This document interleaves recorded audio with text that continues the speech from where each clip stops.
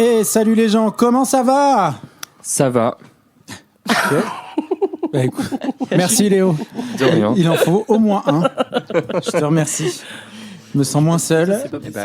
Avec plaisir. Ouais. Bienvenue dans l'horreur du dimanche, le podcast de la frousse molle et du somme réel, le podcast du frisson doux.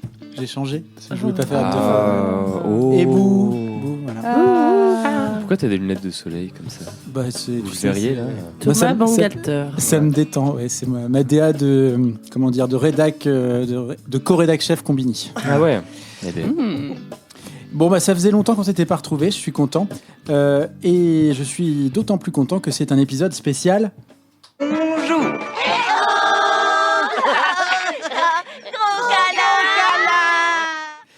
Et pour cet épisode spécial, je suis avec Camille, c'est pas ça le thème de l'épisode. C'est pas gros câlin. Lola. Est-ce que quelqu'un peut lui dire Léo. de lire ses SMS?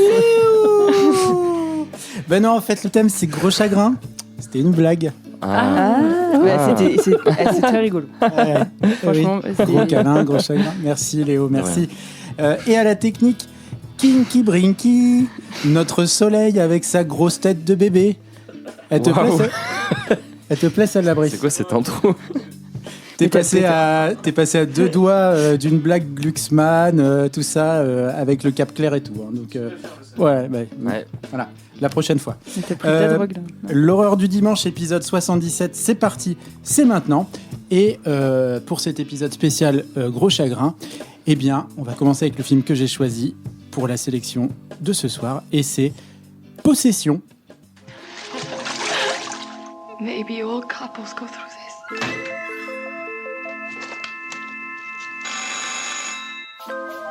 You have someone. Yes. Do you sleep with him? Yes.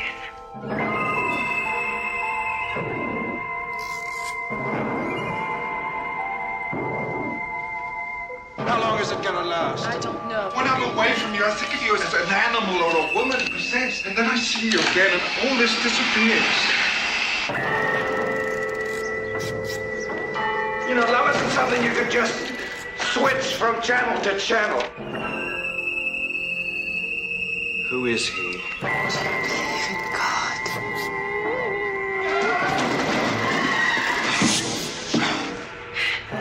Is he there?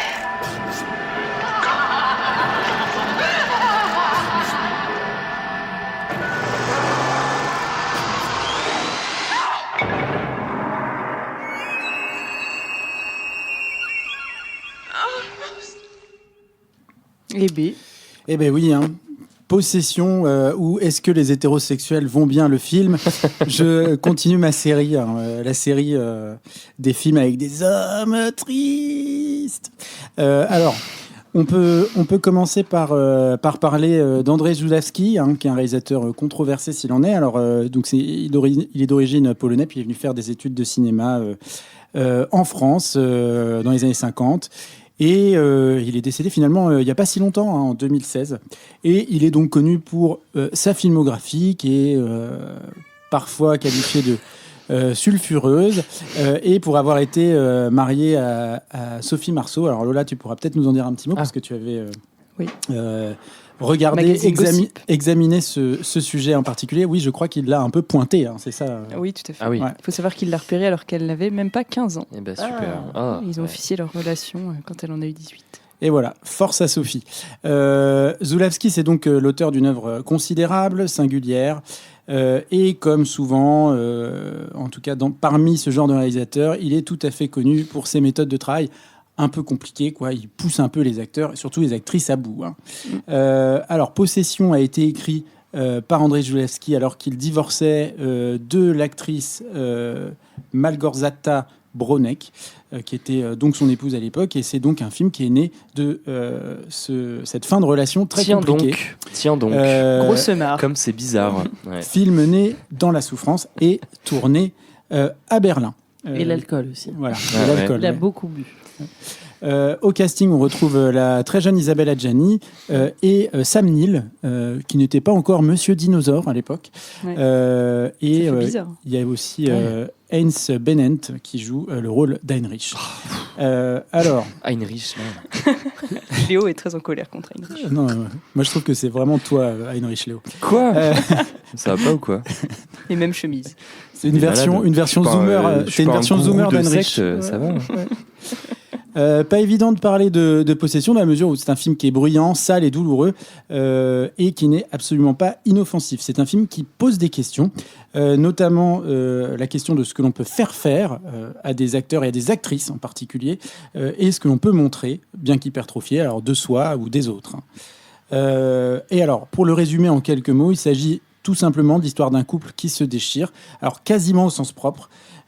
Anna et Marc se retrouvent après une longue absence de Marc qui s'était absenté pour des raisons professionnelles, liées à agents secrets, crari, je sais pas trop, pendant un long moment.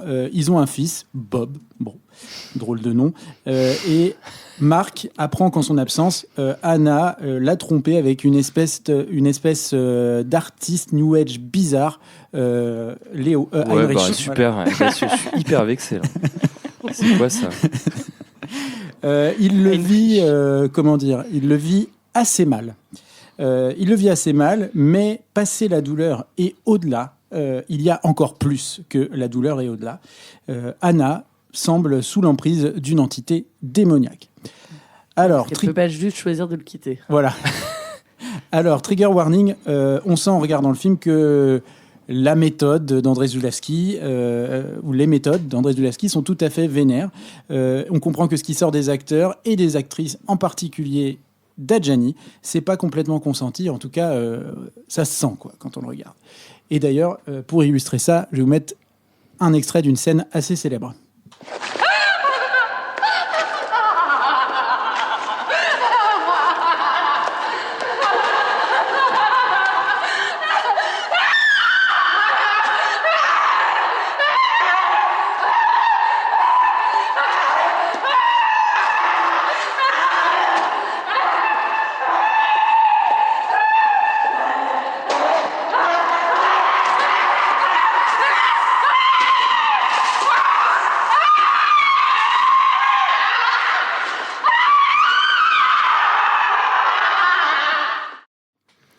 C'est bien parce qu'on a Mouchou qui se fait Oui. gratouiller le dos par Brice, donc ça compense un peu. Ça Ouais. apaise. Hein. Ouais, ça va. Regardez une vidéo de chat tout Ouais, calme ouais. pendant que vous écoutez le podcast.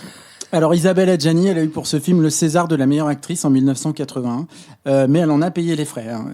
D'ailleurs, elle s'en est pas cachée. Hein. Elle a longtemps beaucoup parlé dans différentes interviews des difficultés qu'elle a rencontrées pendant le tournage de ce film, et en particulier des méthodes d'André Zulawski, et d'à quel point ce film avait été un tournant dans sa carrière, en tout cas pas un tournant en sens opportunité, un tournant dans le sens de ce qu'elle peut accepter, ce qu'elle a pu accepter de faire et ce qu'elle a arrêté d'accepter après. Et oui, ce qui est particulier quand même avec Possession et tout à fait douloureux, c'est qu'il n'y a que l'intensité et les décors qui nous rappellent que c'est du cinéma. Mais le film fait tout ce qu'il peut en termes de langage pour nous ramener à la souffrance réelle, tenter de nous dire que ce que traversent les acteurs est bien là, que la douleur est palpable et que les larmes sont bien humides. Je les ai d'ailleurs senties en regardant le film, le poing serré à certains moments. Je pense particulièrement à la scène pendant laquelle Isabelle Adjani, Anna, regarde la caméra en torturant, alors psychologiquement et un peu physiquement aussi, une jeune ballerine qui part en pleurant, humiliée et douloureuse. Ou alors lorsqu'elle regarde Marc, alors qu'elle couche avec le monstre en lui répétant « j'y suis presque », comme si cet orgasme n'arriverait jamais. De ces scènes, il y a tant, et c'est bien ce qu'il maudit. Enfin, de ces scènes, pardon, il y en a tant. Il y en a beaucoup, quoi. Je vous en ai cité 2 exemples, mais il y en a énormément. Et c'est ce qui le rend un peu maudit, habité, brûlant. C'est un peu 2 heures de souffrance, quoi, Possession. Voilà. Alors, vous allez me dire ce que ça vous a fait et tout ça, mais je vous renvoie quand même à nouveau au travail de François Caux, qui a consacré 2 épisodes de Discordia à la filmographie intégrale d'André Zulawski. Courageux. C'est assez vieux parce que ça date de 2020 et il a coécrit un livre qui s'appelle Histoire orale d'André Zulawski, qui est paru aux éditions Nitrate, donc qui apparemment est très documenté parce qu'il a parlé à beaucoup de gens qui ont collaboré avec lui. Beaucoup d'acteurs, beaucoup d'actrices, beaucoup de techniciens. Enfin, il y a eu beaucoup et puis même des gens de la production qui l'ont bien connu. Voilà. Donc, allez-y si vous êtes intéressés. Et puis, si vous voulez vous en tenir là, je comprends. Toi, tu as bien aimé, Lola, Possession ? Oui, moi j'ai trouvé ça très très bien, je ne l'avais jamais vu. Mais c'est vrai que c'est difficile de dire quelque chose sur ce film, parce que c'est plutôt au niveau de comment on se sent après. Effectivement, ça fait hyper mal. Et puis je pense que c'est ce que je retiendrai de Possession. Parce que bon, tu m'as dit en off qu'il n'y avait rien à comprendre et bon, ça me rassure parce que j'ai rien compris. Mais ouais, je pense qu'il y aura quelques bribes d'images comme ça, des plans, parce que le film est quand même magnifiquement filmé et éclairé aussi. Effectivement, il y a la prestation d'Isabelle Adjani qui est, je pense, une des prestations les plus incroyables que j'ai eu la chance de voir au cinéma. Là. Enfin, en tout cas, c'est très marquant. Voilà, je sais pas. Et je pense qu'il va me rester beaucoup de choses, mais je pas sûr d'arriver à mettre du sens sur ce que j'ai vu, quoi. Et je suis pas sûr de vouloir en mettre non plus. Ouais, je comprends. Voilà. Ouais. C'est pas. C'est pour le coup, on parle souvent de est-ce qu'un film doit être agréable à regarder ou pas. Là, c'est l'effet inverse qui est recherché, je pense. C'est effectivement un peu long. Je pense que, vous avez raison sur la recherche de sens. Moi, j'ai assez vite give up. Ouais, je pense. Ouais, j'ai assez vite abandonné le fait d'essayer de comprendre, de trouver un sens global à ce que cherchait à dire le film. C'est un enchevêtrement de symboles, surtout, qui reflète en plus visiblement sa vie à cette période-là. C'est un peu un brouillard mental et c'est extrêmement violent quand même. Ça, je pense, c'est bien de le rappeler aussi. C'est pas facile à voir, quoi. Mais ouais, par contre, très intéressant et comme tu dis, Lola, très bien filmé, très bien mis en scène dans un Berlin en plus séparé encore.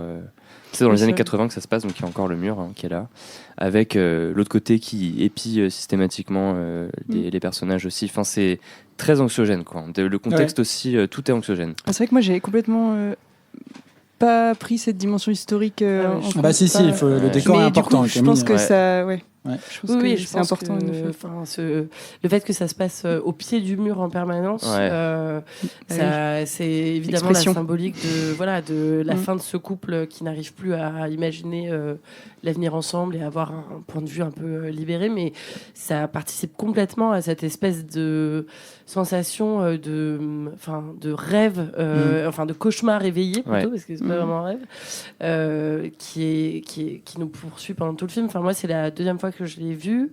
C'est un film qui m'avait fait énormément d'effets parce que j'ai en plus eu la chance de le voir au cinéma. Je vous conseille cette expérience. Après, c'est pas un film. C'est un film qui est dans mes références en termes d'image. C'est Bruno Nuiten, le directeur de la photo, qui en plus était le compagnon d'Adjani à l'époque et qui a participé, beaucoup insisté pour qu'elle prenne ce rôle-là alors qu'elle le voulait pas au départ. Et qui a une image fantastique. Enfin, vraiment, moi, c'est ça que je retiens du film. C'est pour moi, la première demi-heure en termes chromatiques, c'est un des trucs les plus beaux qu'on puisse voir. Et c'est un truc qui fonctionne extrêmement bien et qui, à mon avis, m'a marqué vraiment l'esthétique de plein de films qui sont arrivés derrière, quoi. C'est très bleu, C'est gris, bleu, avec du orangé de temps en temps. Cette espèce d'appartement témoin. C'est assez saisissant, genre le fait que quand ils se retrouvent, le couple en crise se retrouve pour avoir une conversation dans une espèce de brasserie qui s'appelle la brasserie Einstein. Oui, en fait, ils se reflètent plus du tout, ni l'un ni l'autre. Enfin, il y a un miroir derrière. On comprend pas trop comment c'est construit, mais en gros, ils sont dans un endroit vide, complètement. Enfin, c'est vraiment très particulier, quoi, ce film. Donc, cauchemar total. Je trouve que c'est un film qui fait énormément d'effets. La scène qu'on a entendue de Adjani, c'est une scène qui est ultra violente, qui moi me donne la nausée. En plus, parce qu'il y a un mélange Je sais pas ce qu'ils ont. De fluide. C'est le lait, ça, je crois. C'est le lait, le sang, Ouais. le fait que ça lui sorte des oreilles. C'est C'est compliqué, quoi. Plus du liquide, parce qu'il y a une scène presque d'accouchement, en fait. Ouais. Elle hurle comme si elle enfantait, quoi. Ouais, Tout ouais. ça dans les couloirs du métro, moi, c'est. Ouais, le Ouais. vomi n'est pas loin, quoi. Ouais. Et ça marche à tous les coups, quoi. C'est-à-dire Grave. que je savais que cette scène arrivait à ce moment-là, machin, mais ça a fonctionné très fort. J'ai pas fait gaffe à la durée réelle, mais le ressenti en tout cas, il est, Ah bah, c'est Ça doit interminable. durer 2-3 C'est- minutes quand même. Ouais. Alors que pourtant, depuis le tout début du film, on est habitué à l'entendre hurler parce Oui. que ça commence sur les chapeaux de roue. Enfin, je La veux dire, scène Ouais, ne ouais. s'arrête jamais. c'est ça, Ouais. la scène où ils se retrouvent dans leur appartement avec leur fils, la Bob. Il y a une scène de dispute dans la cuisine qui, je trouve, ultra violente, enfin, qui est difficile à regarder, quoi. Enfin, ils sont enfermés dans un endroit où les portes claquent, où ils se... Enfin, ils Ouais. dansent, en même temps ils se déchirent, en même temps il y a une espèce de tension sexuelle. Et puis il y a le Quasiment, truc enfin, avec c'est la trop viande, bizarre, quoi. tu sais, le Oui, elle hache elle un hache truc de dans la le viande. vide. Oui, Et c'est- c'est très bizarre. Enfin, c'est Ouais, pas, c'est- ça revient plusieurs fois en plus. c'est ce terrifiant, truc-là. Oui, Ouais, on je sent veux que dire, l'accident n'est jamais loin, quoi. Enfin, Ouais. la Ouais. rupture, quoi, le point de rupture plutôt. Ceci étant dit, je trouve que c'est un film qui est dans sa deuxième partie. Sans vouloir spoiler, parce que justement, enfin, je pense qu'il faut être surpris un peu, mais pour moi, se prend un peu les pieds dans le tapis, dans la moquette, pour être plus exact. Je m'ennuie un peu plus, moi, dans la D'accord. deuxième partie du film. Je dirais la dernière heure. Bon. Moi, il y a ce deuxième appartement aussi que je trouve moins, après avoir vu toutes ces séquences dans le premier qui est vraiment, comme tu dis, c'est backroom catalogue Ikea, quoi, le truc, quoi. Et il y a ce deuxième appartement qui intervient et qui est pour le coup beaucoup plus frontalement horrifique parce que c'est un appartement abandonné et là on perd un peu, je suis d'accord, ce côté anxiogène. On passe dans autre chose, quoi. Ouais, on passe dans le fantastique. Le travail sur cette créature est quand même oui, c'est assez incroyable. Ouais, Enfin, je veux dire, mais les textures, je sais pas ce qu'ils ont mis sur les draps et tout le là. mélange de fluide est dégueulasse. Dégueulasse. Elle est pas, ça suinte. c'est pas non plus quelque chose qui est tout à fait au premier plan. Hein. On peut faire le film. Ouais. Le film sans, mais c'est quand même vachement bien qu'elle soit là, quoi, parce que je pense que. Puis elle est montrée de manière assez frontale en fait cette créature. On nous la présente sans introduction, quoi. C'est d'un seul coup sur le lit, il y a une horreur d'Eldritch là. Il y a la créature et puis il y a quand même toute cette histoire de double, oui, qui est quand même très compliquée à comprendre. Enfin, oui. J'ai pas compris. Enfin, c'est partie des choses que j'ai pas compris. Je pense qu'effectivement, il n'y a pas besoin de comprendre. Enfin, en tout cas. Personnellement, j'ai pas besoin de comprendre exactement ce qui se passe. C'est juste une sensation bizarre, quoi. Tout est enchevêtré, tentaculaire. De détestement de soi aussi. Enfin, c'est tout se mélange un peu, parce que, enfin, lui aussi à la fin finalement en double. Bon, on spoil là complètement, mais il y a plusieurs doubles dans le film. C'est pas trop un spoil. Moi, je l'avais un peu compris comme en me disant, c'est la double d'Anna, donc c'est la prof, là, la maîtresse d'école, c'est un peu la femme fantasmée que. C'est ça. Il y a Marc l'image, n'a pas, quoi. Je veux l'image dire, et la réalité. Cette espèce voilà, qui est super avec son enfant, qui s'en occupe bien, qui incarne.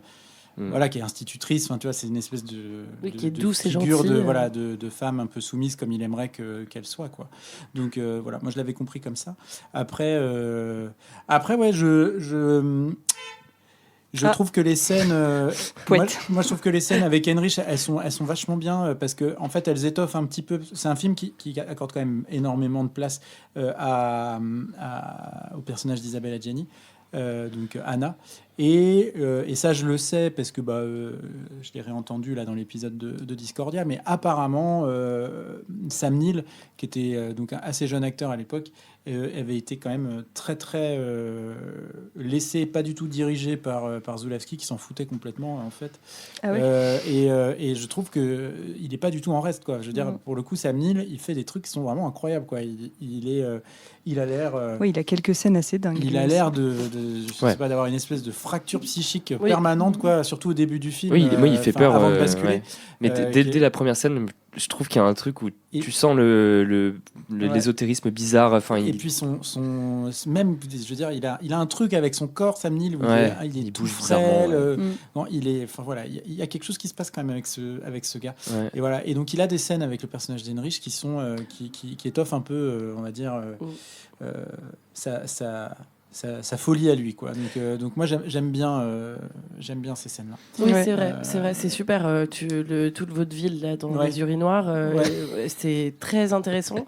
Et alors évidemment, je suis obsédée par ça, donc c'est pas étonnant que j'ai un biais cognitif, mais on ne m'enlèvera pas de l'idée que quand ils se rencontrent la première fois, donc l'amant et le mari, il y a un truc, ils se tournent autour. Bien sûr, c'est sexuel de fou. Mais entre, avec les autres hommes aussi, parce qu'il y a le détective, le mec du détective. Bon, d'ailleurs, les chaussettes roses, ils se prennent la main, ils se font des caresses. Toutes les interactions sont très, très physiques. La première interaction avec Heinrich, il lui caresse les joues, il le prend contre lui et tout. Qui s'habille en blanc en permanence comme la Vierge. Puis Heinrich, il y a une grande tension sexuelle de sa chemise détachée que le bouton attaché. Faut le dire. Oui, c'est vrai. Comme Léo. Comme Léo. Vous avez pété un plomb. On vous mettra une photo de Léo. J'ai même pas de moto en plus, moi. Ce qu'il raconte. C'est bientôt son anniversaire. Non, t'as un T-Max. Ouais, comme Jules. Non, c'est pas vrai, j'ai pas de T-Max. Bon, voilà quoi, Possession, faut le voir. Alors, c'est pas tout le monde, quoi. Enfin, voilà. Soyez prévenus, c'est un peu hardcore quand même. Mais non, moi je trouve qu'il y a quand même un truc, c'est qu'il y a quelque chose qui sort de l'écran, quoi. Quand on le regarde, c'est-à-dire qu'il y a la souffrance, tu vois, elle te contamine, quoi. Il y a un truc. Il y a un truc qui est très, c'est The Ring, très premier degré. Enfin voilà, la distance est difficile à mettre. Oui, et puis tous les personnages sont vraiment, les acteurs sont vraiment tous à fond dans l'introspection la douleur qui s'exprime, qui sointe par tout leur corps. Enfin, c'est étrange de regarder ça et d'arriver à tenir cette intensité pendant 2 heures. C'est assez perturbant, quoi. Donc il faut, c'est pas pour tout le monde, quoi. Faut être bien. Non mais faut voir. Faut être bien. Mais voilà, faut savoir que ça existe. C'est quand même quelque chose, comme on dit. Oui, et c'est vrai qu'on n'a pas dit, mais quand même mention très bien au costume, parce que il y a un truc sur la crasse. Que t'allais dire à Bob. Non, justement le temps la temporalité se voit avec les taches sur les vêtements. Et c'est dégueulasse. Il y a une espèce de costard crasseux. C'est la décrépitude. Et ses robes à elle. Mais ils ont des espèces d'uniformes qui ne bougent pas. Et je pense que ça, il y a quand même aussi un regard sur politique, sur Berlin-Est, où ils sont dans une espèce de kolkhoz, là, où il y a la gamme chromatique, elle va jamais s'élargir, quoi. C'est terrifiant. C'est vrai que c'est très bizarre aussi. Voilà, bon, plein d'éléments bizarres. Écoutez, un gros morceau, Possession, effectivement, comme tu dis. Et puis, on va passer au film d'après. Un gros morceau aussi. Et je crois que c'est Lélé qui se colle. Un morceau gluant. Un morceau gluant.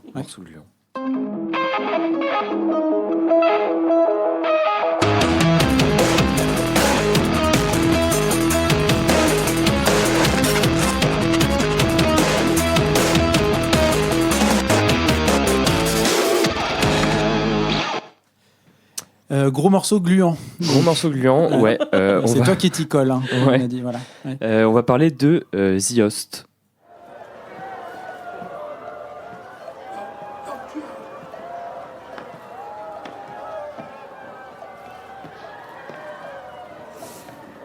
한세야, 동이다. 동. 네 고모가 동메달 땄단다.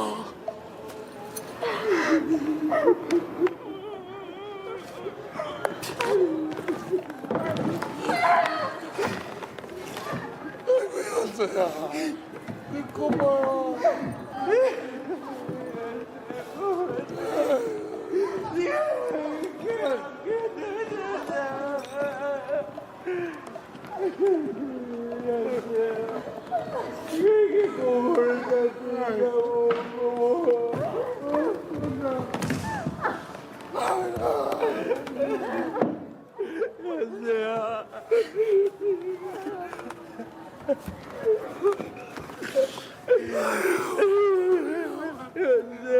삼촌 왔네, 삼촌. 현서야, 이 덕에 우리가 다 모였다, 이 덕에 우리가. 현서!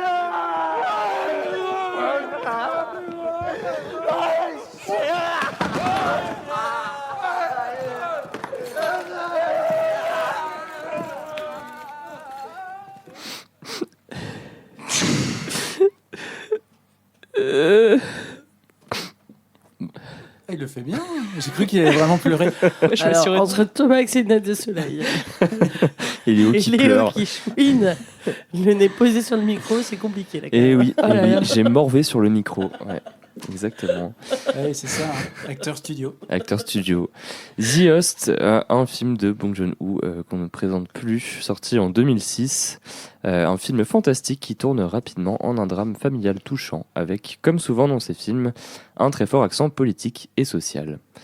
Au casting, on retrouve des acteurs fétiches du réalisateur, dont Song Kang-ho, qui interprète Park Gang-doo, qui est du coup le personnage principal du film. On fera un petit tour peut-être... j'ai un peu la flemme de faire tout le cast, mais je laisserai peut-être en toucher 2 mois après. Oui. Je peux peut-être vous donner peut-être Odal Soo dans le rôle du monstre, qui fait des bouts de voix du monstre. Voilà. Voilà. Ça, c'était important, ouais. C'était très important. Fallait en citer un, c'était celui-là. The Host, c'est donc avant tout l'histoire de la famille Park, une famille d'éternels losers, de parias, chacun et chacune à leur façon. Oui. Gang-doo vit une vie de farniente dans la charmante échoppe de bouffe de son père, Hee-bong, située au bord de la rivière Han. Il s'occupe comme il peut de sa fille Young-seo. L'intention est là, mais les finances et l'organisation un petit peu moins. Namju, la sœur, incarne elle les espoirs de la famille puisqu'elle est championne de tir à l'arc, enfin championne. Elle échoue malheureusement et finit seulement 3e sur le podium. Avec la médaille de bronze. Et oui, dans une compétition tant attendue par la famille. Le deuxième frère, Nam-il, est lui le plus diplômé, mais il ne s'en sort pas mieux pour autant puisqu'il est au chômage et a un léger penchant pour la bouteille, comme on dit. Gang-doo trouve d'ailleurs que c'est une super idée de l'envoyer à sa place aux rencontres parents-prof de Yoon-seo. C'est pas une très bonne idée d'avoir un gars qui pue le whisky dans une rencontre parents-prof, mais voilà quoi. Mais suite au déversement de produits chimiques dans la rivière par des scientifiques américains, un gros monstre poisson mutant gluant atteint les passants sur les berges de la rivière et emporte Young-seo pour s'en faire un casse-croûte. La famille Park est dévastée, comme beaucoup de gens qui ont perdu un proche ce jour-là. Mais le drame est nuancé par le comique involontaire des membres de cette famille dysfonctionnelle qui ne l'est finalement pas tant. On relativise aussi rapidement sur la nullité de cette famille qui est complètement dépassée par la nullité des autorités et de l'armée et de l'ensemble de la société coréenne face à ce drame. Mis en quarantaine car ayant été en contact plus ou moins direct avec la créature, la famille Park peine à faire son deuil. Mais un soir, Gang-doo reçoit un appel. Yoon-seo est vivante et bloquée dans l'antre de la créature qui a élu domicile dans une bouche d'égout de Séoul. Moquée par les autorités, la famille s'organise spontanément pour s'échapper et tout donner, littéralement, afin de retrouver Yoon-seo. Il et elle devront alors redoubler de courage et d'ingéniosité car le monstre n'est pas forcément tout seul. Et le plus grand des dangers est peut-être finalement l'impérialisme américain. Voilà. C'est son personnage. Mon personnage. Voilà, The Host, c'est la 3e fois que je le vois. Et je vous annonce officiellement que c'est la 3e fois que je chiale devant. Je sais pas forcément pourquoi, parce qu'il y a d'autres films. Enfin, si, je sais pourquoi. Mais je suis étonné à chaque fois que ça continue de marcher.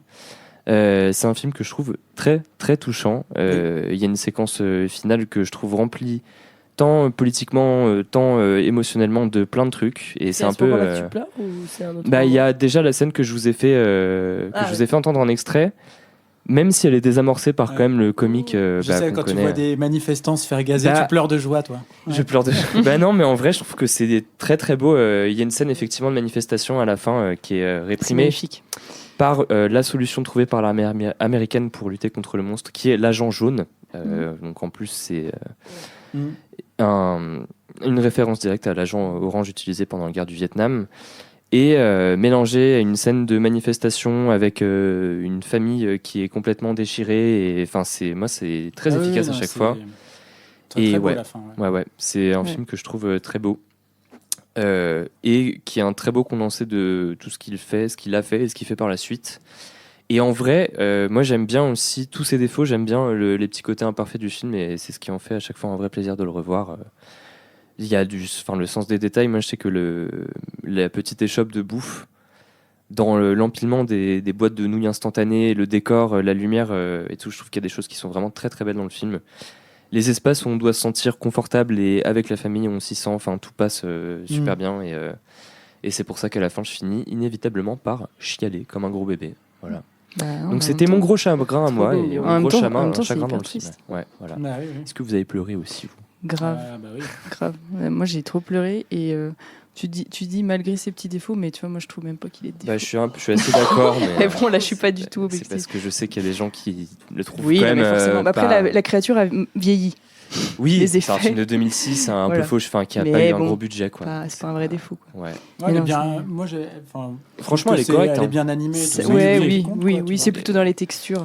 Moi, je trouve que ce qui est cool, c'est qu'en tout cas, il y a la créature en 3D, effectivement, mais quand tu décortiques un peu les plans, tu vois qu'ils balancent des trucs dans la flotte, et tu vois qu'il y a sûrement des gens déguisés en monstres qui poursuivent parce que tu vois les gens tomber au bon moment, etc. Donc c'est bien intégré finalement, je trouve. C'est pas. Non, ça n'a pas si mal vieilli que ça, honnêtement. Non, c'est bien. Enfin, moi, je trouve que c'est pareil, l'image elle est magnifique, et puis notamment cette scène de fumigène, de manifestation à la fin, c'est trop beau. Et puis je trouve que les relations entre les personnages de cette famille, elles sont vraiment super.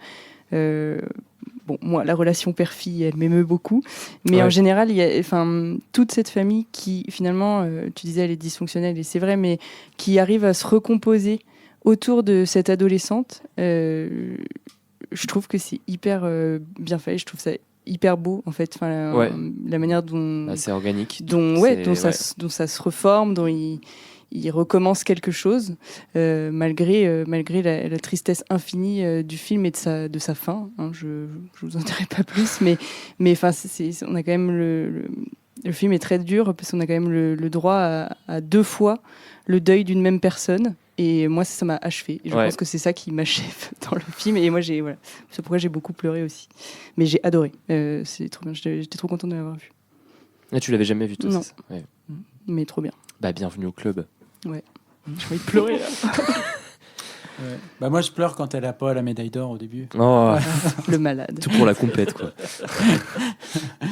Non, c'est pareil que vous. La fin, elle est incroyable. C'est fait pour. Mais je pense que le fait d'avoir vu tous ces films après, d'avoir en fait, la fin, elle est très très attendue. Dans la manière dont la famille s'articule autour pour vaincre le monstre, quoi. Il y a un truc qui est très, mais c'est super, quoi. Enfin, je veux dire, c'est vraiment, une espèce de chacun avec ses défauts et ses forces qui arrive à venir à bout de la créature dans un but commun. Enfin, il y a un truc qui est vraiment super là-dedans. Donc ça, c'est effectivement, tu peux pas ne pas être attrapé, quoi. Je veux dire, c'est voilà. Non, après, alors moi, je l'avais jamais vu, The Host. Toi aussi, tu l'as vu. Voilà. Alors, je croyais l'avoir vu, et en fait, parce que je confondais avec Godzilla.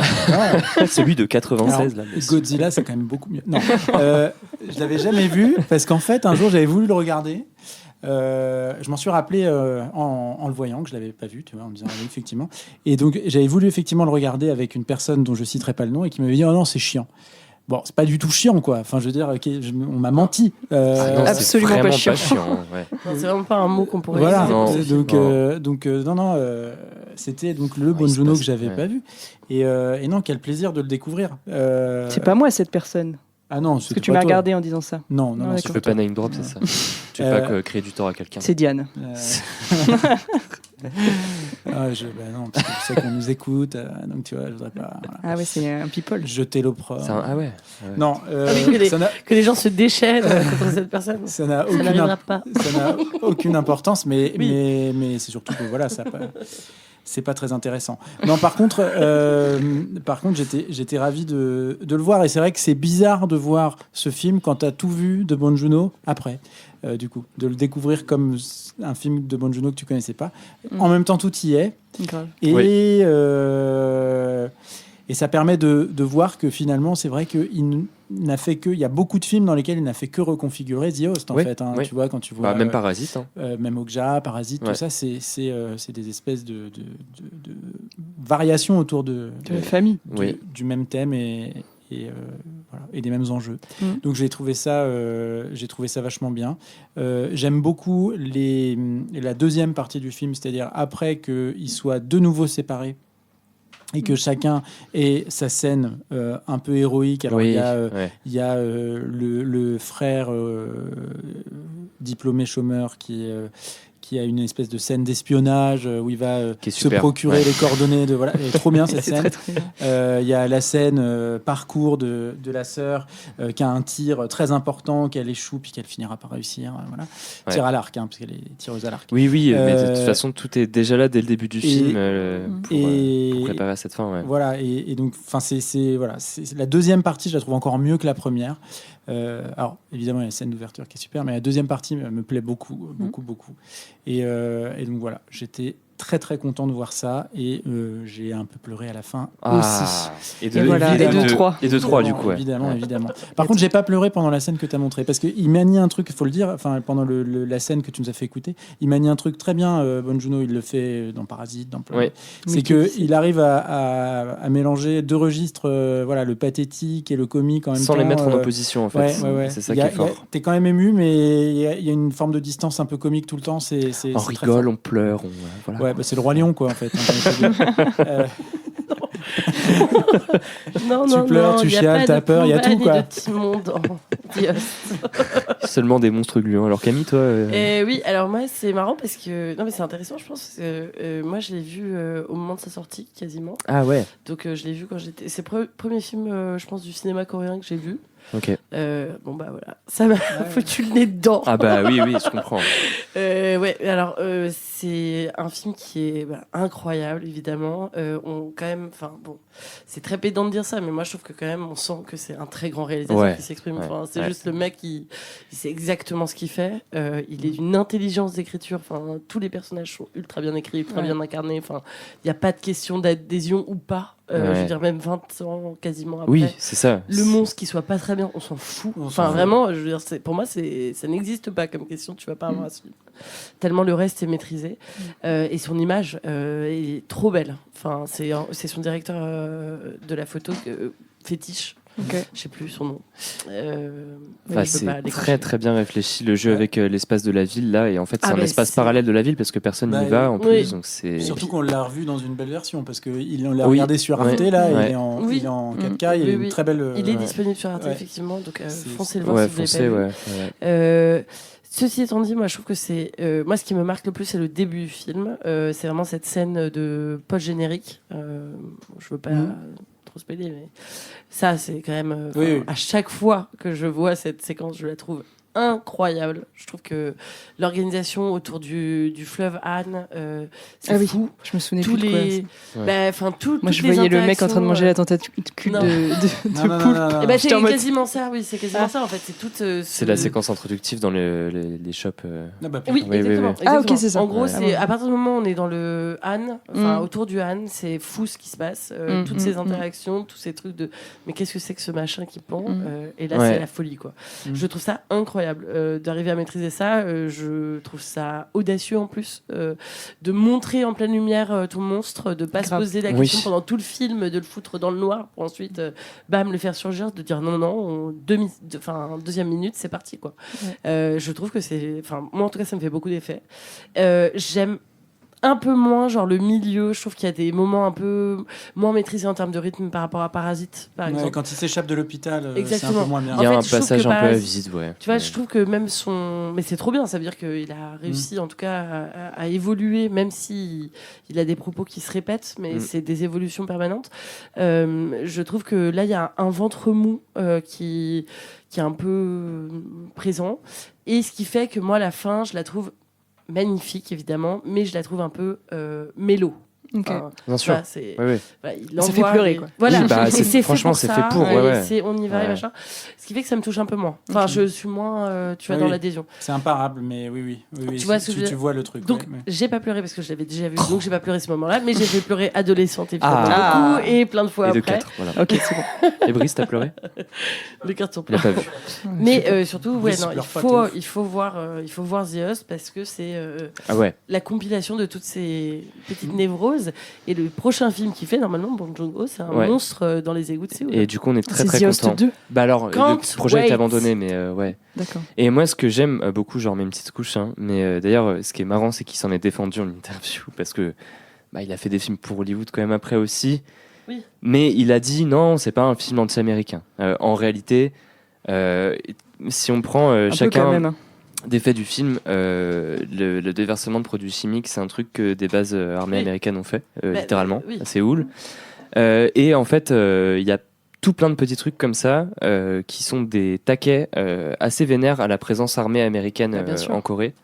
Et d'ailleurs, le petit fun fact que vous trouverez sur Wikipédia comme je l'ai fait, c'est que le film a été diffusé en Corée du Nord, figurez-vous, parce que contre la présence américaine en Corée du Sud et critique de la société sud-coréenne. Ouais. Et il a été bien reçu du coup en Corée du Nord. Il va être content, les Sud-Coréens. Ça n'a pas dû aider Bong Joon-ho qui était sur la liste noire. Non. Ça va dû plaider à sa faveur. Non, Projection pas trop. à Pyongyang. Mais bon après voilà, à vérifier quand même parce que des fois Wikipédia il y a quand même des énormités donc faudrait un peu diguer l'info. Mais je trouve ça rigolo que ce soit aussi transparent, l'anti-américanisme du film et que du coup ils doivent un peu s'en défendre pour éviter de créer un incident diplomatique globalement. Donc voilà, c'est des petits trucs en plus je trouve. C'est toujours, il a fait des films hollywoodiens, Bong Joon-ho. Mickey 17. Ouais, Mickey 17. Transpersonnage aussi. Ah oui, c'est vrai, Transpersonnage. Ouais, qui est très bien d'ailleurs, qu'on vous recommande aussi chaudement. Peut-être qu'un jour on le prendra. Mais tout est bien chez lui. Ouais, tout est bien. J'ai rien vu de pas bien. Non. Franchement, même Mickey 17, c'était bien, même si c'est pas clairement pas. C'est trop bien. J'aime beaucoup Mickey 17. Oui. C'est trop bien. D'ailleurs, j'aime bien qu'on l'appelle Mickey 17 et pas Mickey 17. On dit Mickey 17. Mickey 17. Mickey 6-7, pardon. Mickey. Voilà. Bon. Voilà. La suite. il a craqué, c'est bon. Ouais, on peut passer à la suite. Non, mais voilà. Regardez The Host, pitié. Regardez The Host. C'est un très bon film du dimanche. Et dites-nous si vous avez pleuré. Ouais. Et si vous pleurez pas, vous êtes des psychopathes. Comme Camille. Elle a pleuré. J'ai des lentilles de contact, c'est bon, Camille en sueur. Parce qu'il fait chaud. Eh oui. On va passer au troisième film de la sélection de ce soir. Et bien après un bon film du dimanche, là c'est carrément le feel good movie. Voilà, là on est dans le après Possession, il fallait se requinquer pour retourner le nez dans le 2, non voilà, au fond du trou là. Voilà. Donc ça va être le film de Lola après la petite musique. Interlude musical.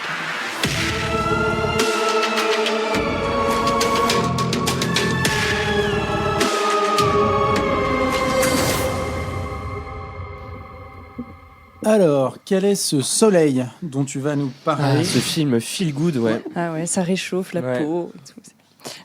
C'est évidemment Hérédité. Don't you swear at me, you little shit! Don't you ever raise your voice at me! I am your mother! Do you understand? All I do is worry and slave and defend you, and all I get back is that fucking face on your face! So full of disdain and resentment and always so annoyed. Well, now your sister is dead. And I know you miss her. And I know it was an accident. And I know you're in pain. And I wish I could take that away for you. I wish I could shield you from the knowledge that you did what you did. But your sister is dead. She is gone forever.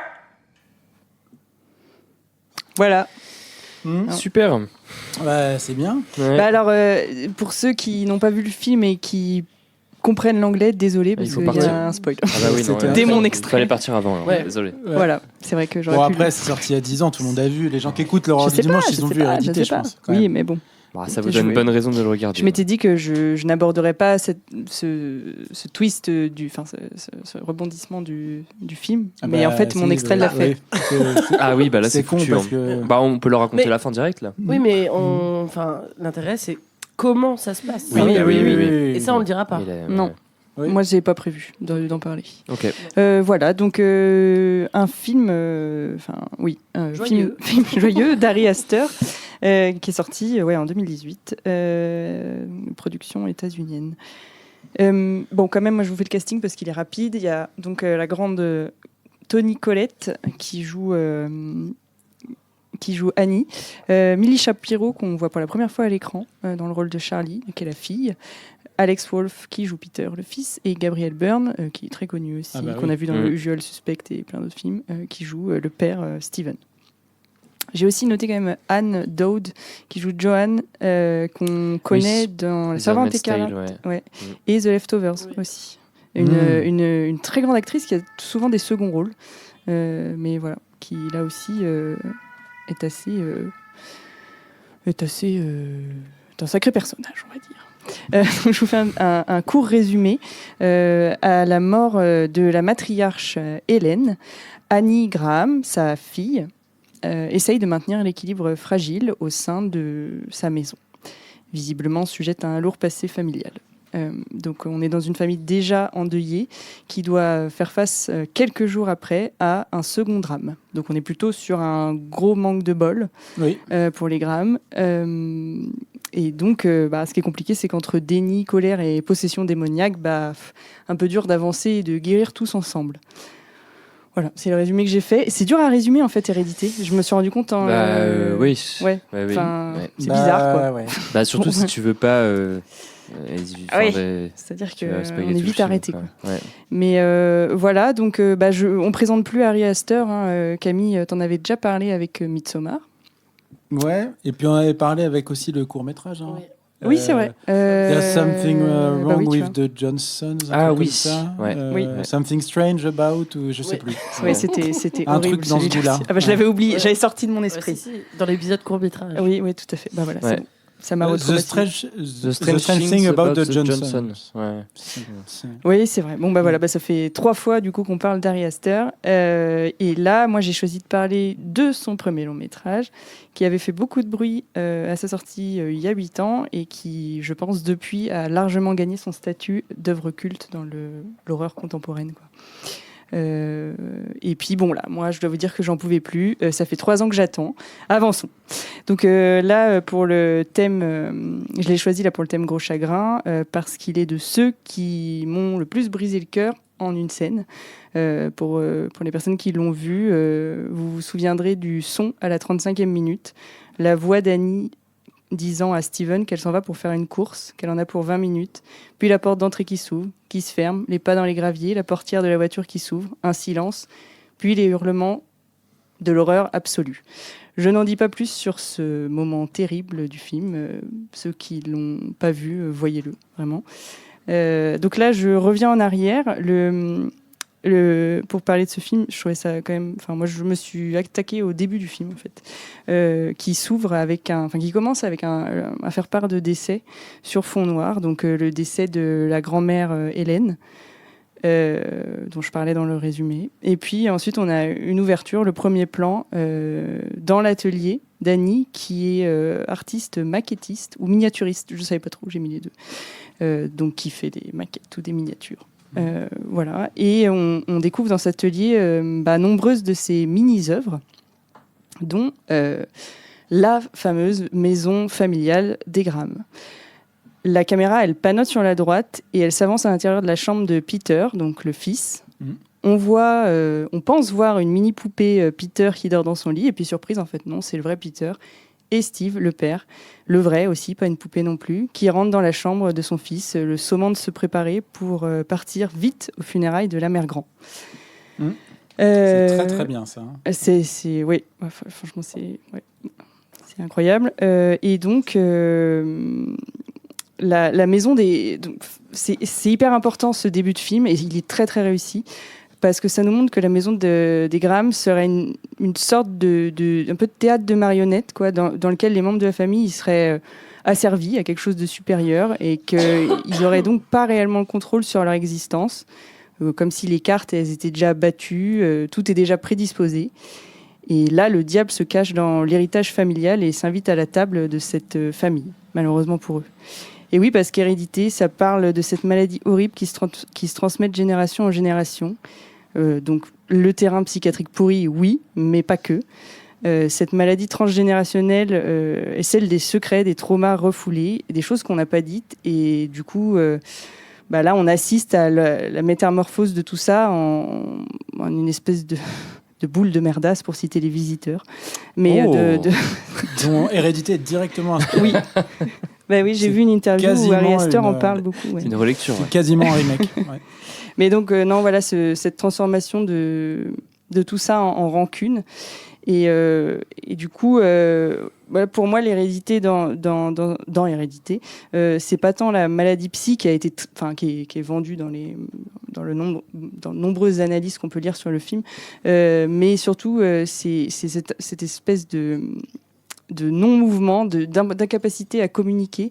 C'est qui est quand même marrant parce que je l'ai pas dit, mais le père Steven, il est psychiatre. Alors c'est pas trop mis en avance, mais on le comprend avec des petits indices. Il est marqué comme docteur au début. Et voilà, donc le dialogue n'est plus dans cette famille, et dans le film en général, sauf dans quelques petits échappatoires dans ces groupes de parole un peu bizarres où Annie essaye d'aller. Et donc, si le dialogue n'est plus, le pardon et la cicatrisation sont impossibles. On l'entend bien dans l'extrait que je vous ai mis de Annie qui... Je pense que c'est la seule fois où elle parle à son fils de tout le film, ce qui, quand on a vu ce qui s'est passé avant, semblait essentiel. Et donc, le peu qu'elle arrive à lui dire, c'est atroce. Et c'est pas non plus, ça ouvre pas non plus la voie de la guérison. Donc voilà, le film, il est incroyable, il est très très bien maîtrisé et tout le monde meurt. Voilà. Oui. Ouais, merci. Je voulais pas spoiler, donc. Et tout le monde meurt. Oui, de toute façon, bon. Puis à la fin, c'est Ari Aster, voilà. Oui, on s'en doute. C'est pas joyeux. Ce qui est intéressant, c'est de savoir comment. Ouais. Oui, c'est ça. On sent que ça va pas bien se terminer. Oui, tout à fait. Voilà. Voilà. Bon courage. C'est joyeux. Hein. Ouais, c'est. C'est quand même plus sympa que The Host. Au moins, il n'y a pas de grosses créatures dégueulasses. Voilà. Non, mais bon. Leur maison, elle est propre au moins. Leur maison est propre. Déjà, ils ont une maison. Grande maison. Ouais. J'y vais ? Vas-y. Alors, oui, Hérédité, énorme morceau. Donc moi, c'est juste la deuxième fois que je le vois. Pareil. Pas beaucoup. Et en fait, je pense que c'est un film qu'il faut revoir. Parce que Ari Aster, il est complètement zinzin. De toute façon, on l'avait bien vu avec les autres trucs. Les autres films, pardon. Les autres machins. dont on avait parlé. C'est quand même un... je ne veux pas le diagnostiquer parce que c'est pas mon rôle et que voilà, j'ai pas les compétences pour le faire. Mais il y a quand même un petit peu de sadisme. Pour moi, tu as les compétences, mais je t'écoute. Il y a un peu de sadisme, en tout cas comment dire, c'est quand même quelqu'un qui aime bien manipuler son audience et lui faire ressentir des sentiments désagréables. Quand tu The commences... Strange Thing About Johnson, c'est quand même un exercice en une quinzaine de minutes. Vraiment sadique, quoi. De petits malins edgy, ouais. Oui, mais moi j'adore. J'avoue que je suis subjuguée quand même par l'intelligence du type et sa capacité à le faire. Le truc, c'est que le problème, je mets des guillemets avec les doigts comme une boumeuse avec ça, c'est que en fait, le choc qu'on reçoit quand même par rapport aux images qu'il nous montre, parce que c'est quand même un film qui fait peur pour de vrai. Genre, il rigole pas du tout, il joue quoi. Enfin, ça fait vraiment peur.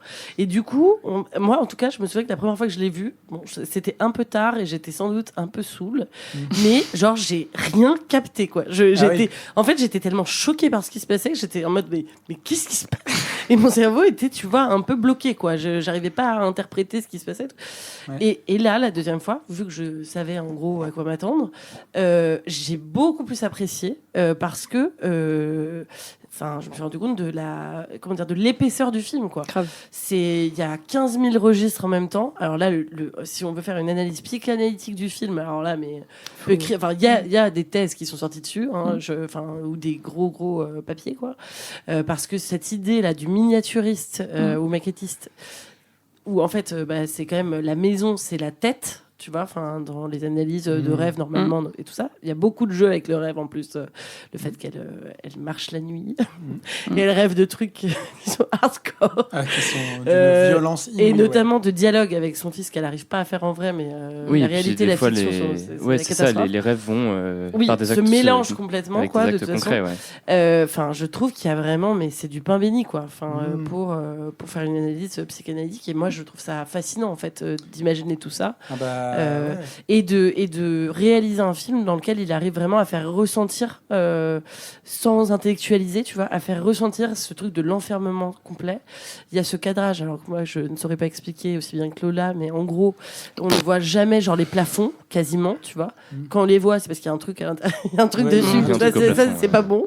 Mais en général, on ne voit jamais les plafonds. Et il y a comme vraiment un cadre d'image, quoi, qui nous donne l'impression d'être tout le temps, effectivement, en train de scruter par une il y a des plans, maison de poupée, quoi. Il y a des plans de diorama où avec la mise au point, on a l'impression de voir une petite maquette vue du dessus. Il y a plusieurs plans comme ça dans le film. Mais il n'arrête pas de jouer avec ça, et ça c'est terrifiant pour moi. Je trouve que ça marche à fond.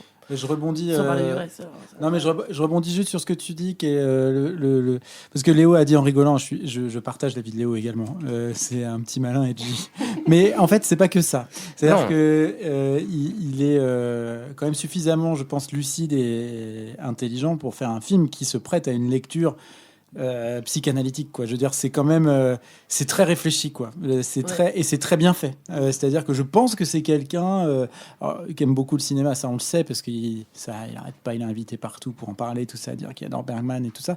Mais je pense que c'est quelqu'un qui est aussi très attentif et qui s'intéresse beaucoup justement à la psychanalyse et à ces choses-là, et suffisamment pour que il vienne enrichir son histoire, qui est une histoire de trauma intrafamilial, machin, tout ça, par tout un tas de symboliques qui sont assez lisibles pour quelqu'un qui connaît un peu les bases de la psychanalyse, on va dire, quoi, ou en tout cas les lieux communs de la psychanalyse, voilà. Et il le fait de manière pas du tout balourde, c'est-à-dire qu'il en fait un film quand même. Voilà. Là où il s'est beaucoup plus pris les pieds dans le tapis en faisant ça, c'était dans Beau is Afraid, à mon avis. Où là, il est allé carrément un peu trop loin là-dedans. Mais dans Hérédité, c'est parfait. Enfin, je veux dire, moi, je trouve ça parfait. Je trouve que c'est vraiment ce qu'il faut pour explorer des situations qui sont tout simplement pas possibles d'explorer ailleurs que dans une thérapie. Voilà, là, elles sont déroulées devant nous. Donc, il y a des dialogues qui sont, j'imagine, des choses qui se disent vraiment dans certaines configurations. Alors, pas de cette manière-là, mais en tout cas, qui sont des vraies situations, quoi, de malaise de la famille traditionnelle, hétéro-patriarcale, tout ce que tu veux, quoi, voilà, bourgeoise, quoi, voilà, et des dégâts que ça fait, quoi, voilà. Et donc je trouve que le film est intéressant pour ça, quoi. Après évidemment, il y a tout un truc de l'horreur et des idées de mise en scène, de ce qu'il fait derrière et tout, qui est brillant aussi. C'est ce qu'on fait un très très bon film, quoi. Ouais. Voilà. Mais c'est fort, je trouve, parce que je trouve qu'il marche beaucoup en diptyque avec Midsommar. Drame familial. D'ailleurs, il y a la même scène de cri horrible dans Midsommar. Into folk horror. Je vous ai épargné, contrairement à Léo. Oui, c'est vrai. Et oui, c'est ça, c'est vraiment un drame familial qui dérive vers du folk horror, où c'est vraiment genre Maelstrom, Chaos et folk horror, enfin bref, je me répète. Paganisme. Voilà, paganisme.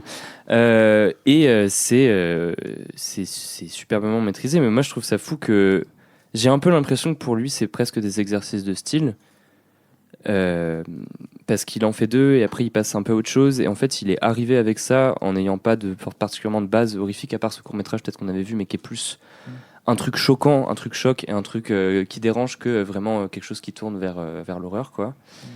Et c'est fou, je trouve, comme il prend un exercice de style et il en fait quelque chose qui devient fondamental dans l'horreur actuelle, quoi, tu vois. Enfin, pour plein de gens maintenant, c'est ça qui c'est une référence. Ouais, c'est ça. C'est génial. C'est hyper fort quand même. Hein. Qui fait que c'est très très bien, quoi. C'est intéressant qu'on en parle parce que c'est très vrai, je trouve.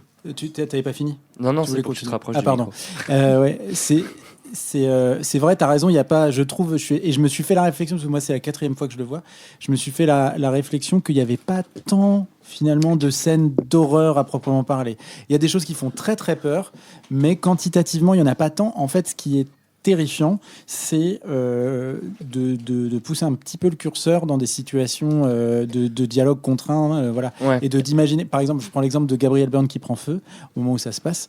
Bon, ah bah voilà, il a spoilé. Ouais. Non mais je veux dire, en soi, c'est pas terrifiant, mais la manière dont c'est fait et dont ça arrive après cette espèce de scène de crise, d'angoisse de Toni Collette, c'est, enfin, je sais pas, je trouve que cette scène est. Oui, le travail du son, et puis, enfin, il s'empare quand même de lieux communs de l'horreur, genre enfin, tu vois, les scènes de spiritisme. Je rampe au plafond, tac, comme ça. Mais il n'en fait pas beaucoup. Oui, et puis les scènes de spiritisme qu'on a vues 600 000 fois. Mais moi, je trouve que là, elles sont d'une efficacité incroyable. Parce qu'il y a vraiment ce truc qu'il a écrit avant sur la question de qu'est-ce qui est vrai, qu'est-ce qui est faux, en fait, cette question-là devrait être évacuée par cette famille très rapidement, parce qu'en fait, c'est pas la question qui se passe quand tu expérimentes le deuil. Je pense c'est autre chose. C'est genre qu'est-ce qui fait du bien à telle personne. Et en fait, les trois personnages qui restent, en fait, ils ont des besoins très différents qu'ils n'arrivent pas à exprimer, qu'ils n'arrivent pas à respecter, tu vois, dans leurs différences. Et c'est de là d'où, en tout cas pour moi, naît la tension, la crise et la folie, en fait. Et je trouve que les séances de spiritisme sont d'une beauté et en même temps d'une angoisse très belle, quoi. Enfin, tu vois, il y en a deux, elles se répondent, elles sont différentes, mais elles sont parce que intéressantes. c'est vrai que si tu les analyses élément par élément, t'as la bougie qui fait une grosse flamme d'un coup. Enfin, en fait, oui, il y a plein de trucs où ça peut être vu et revu. Mais moi, je trouve là où il est fort aussi, c'est que, et il fait pareil avec Midsommar, en fait, quand tu regardes là, cette histoire de paganisme et tout, ça frôle le ridicule, parce que sur le papier, il prend des trucs qui mélangent avec d'autres, et comme dans Midsommar, il y a vraiment assez peu, il brouille les pistes sur ce qui est ancré au réel ou pas, c'est presque une parodie de religion païenne, en fait. Et là, en fait, à la fin, c'est une couronne en bois, c'est des idoles un peu pourries, c'est une cabane dans un arbre qui est pas... Et il y a rien qui est... je sais pas comment dire, qui est travaillé pour... Enfin, ça donne un rapport au réel, mais ça ressemble presque à un truc un peu parodié. Et je trouve c'est très fort que ça devienne un truc terrifiant, alors qu'en vrai, ils s'amusent aussi avec ces codes-là, quoi. Mais parce que, tu vois, sur cette... Alors là, on spoil dans les grandes largeurs, donc vraiment, allez-vous-en, si vous n'avez pas vu. Mais tu vois, à la toute fin, par exemple... je pense que le côté terrifiant qui se passe avec ces personnages nus qui apparaissent, qui sont de nulle part, quoi. Ah oui, ça me fait très peur. Ça pourrait être en fou rire, tu vois. Oui. Enfin, je veux dire, c'est des personnes âgées qui sont juste pas très bien éclairées, à poil intégral et tout. Ça a vraiment tous les ingrédients pour nous faire rigoler, nous faire sortir du film. Mais ce qui fonctionne, je crois, c'est que on est tellement attaché au personnage de Peter. En fait, il a tellement réussi à nous faire comprendre un peu ce qu'il y a dans la tête de Peter, ado, perdu, qui fume beaucoup de weed, qui est donc à des tendances paranoïaques et tout ça, qu'en fait, le surgissement de ces corps nus âgés, c'est comme, dans la vie réelle, un ado qui serait, tu vois, il y a une fenêtre pop-up qui arrive avec ces images-là et ça le rend fou. Tu vois, et donc il fait un geste. Tu vois, et je trouve que ça, c'est fort, quoi, de réussir à nous faire ressentir ça. Oui, non, mais il y a, je pense que c'est effectivement tout ce qui met en place avant et la profondeur d'analyse, tout ça qui est assez transparente et qui te permet de comprendre, quoi, tu vois, parce que c'est pas simple non plus, tu vois, il y a plein de réalisateurs qu'on parle, Bergman, enfin, tu vois, qui est une de ses mais qui parlent de ça, tu vois, des traumatismes intrafamiliaux, des problèmes de l'hérédité dans la famille, tout ça. Je veux dire, c'est des thématiques qui sont vues et revues, quoi. Mais là où le coup de génie, je trouve, d'Ari Aster, c'est de le faire de manière suffisamment soignée d'un point de vue de l'image, suffisamment explicite d'un point de vue du discours, sans que ça soit complètement con, tu vois. Enfin, je veux dire, c'est pas, il te prend pas non plus complètement par la main, mais c'est pas non plus très compliqué, tu vois. Il arrive à donner quand même une lecture assez simple de ce qu'il veut raconter, quoi. Et de le mélanger avec des images horrifiques qu'on connaît, mais qui sont extrêmement bien amenées, et ça marche très très bien, en fait. Voilà. C'est ça qu'en fait ce que c'est, quoi. Parce que c'est pas... voilà, dans Hérédité, c'est pas... ou même Midsommar, je trouve que c'est pas des films qui sont... quand ils repensent, c'est quand même pas... ne vous retournez pas, quoi. Je veux dire, il y a moins de...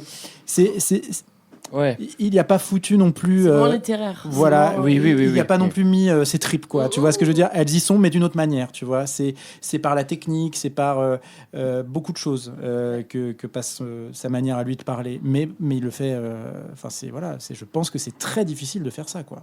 De faire Hérédité. C'est très très difficile. Puis en premier long métrage. Voilà. C'est un ovni, ce gars-là, franchement. Puis la direction d'acteur, on n'en a pas beaucoup parlé, mais c'est vrai que les acteurs qu'il a castés, la façon de. Toni Collette, elle est. Mais même le setting, ça se passe en Utah, dans un espèce de paysage de montagne hyper. Enfin, il n'y a rien, quoi. C'est complètement vide. Moi, je me suis même demandé un moment si ça se passait aux États-Unis ou au Canada, ou même en Europe du Nord, tu vois. Parce qu'on a déjà un peu l'élément Midsommar de Suède après. C'est des paysages de montagne américains où ça peut ressembler à des steppes, en fait, je trouve. Et c'est vraiment intéressant aussi là où il situe son histoire, quoi.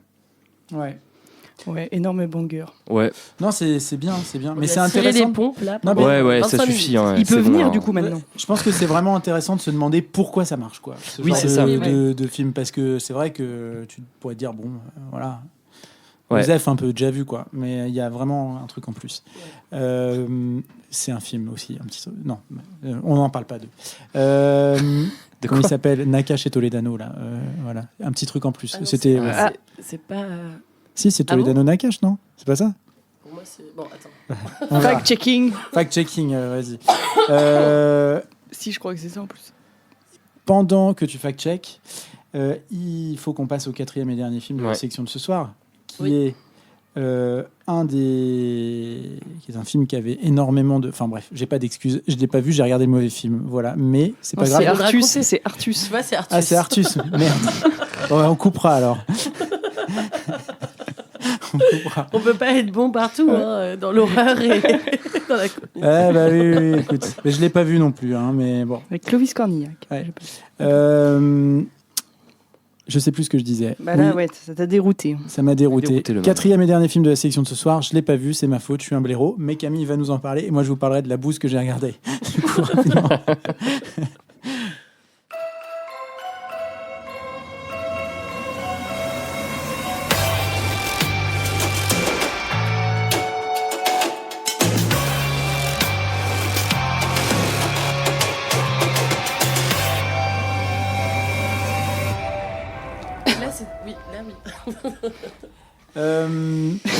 Quel est ce film, Camille? Alors, moi, je vais vous parler de La Llorona.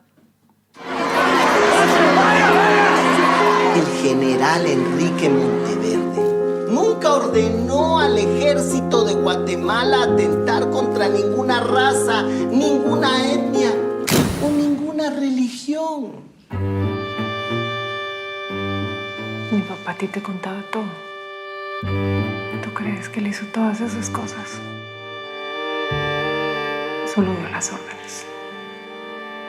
¿De qué lado estás? Le estás creyendo más a esas prostitutas que a tu propio padre. Yo no creo que alguien sea capaz de inventar esas cosas. ¡Es la nueva empleada!